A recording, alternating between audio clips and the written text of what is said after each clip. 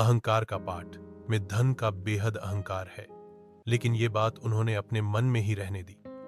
सेठ ने उन संत से ज्ञान मंत्र लिया और बोला, महाराज जी, मेरे पास बहुत धन है, किसी चीज की कमी हो, मेरे योग्य कोई सेवा हो तो बताना। संत उसकी इस बात के पीछे छिपे अहंकार को समझ गए और उन्होंने उसी पल उसका अहंकार दूर करने की सोची।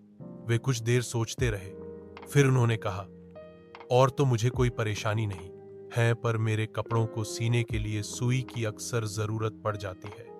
अतः यदि तुम मेरा काम करना ही चाहते हो तो मेरे शरीर त्यागने के बाद जब कभी तुम ऊपर मृत्यु के बाद आओ तो मेरे लिए अपने साथ एक सुई लेते आना।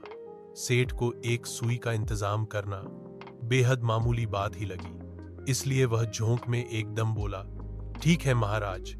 लेकिन वो जल्दी में ये बात बोल तो गया, परंतु फिर उसको ध्यान आया कि ये कैसे हो सकता है।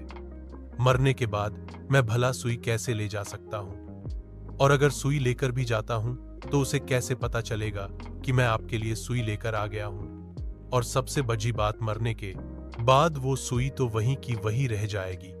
इस बात के ध्यान में आते ही संत की बात का सही मतलब सेठ की समझ में भली भांति आ गया कि किसी के मरने के बाद ना तो हम किसी को कुछ दे सकते हैं और ना ही वो कुछ ले जा सकता है।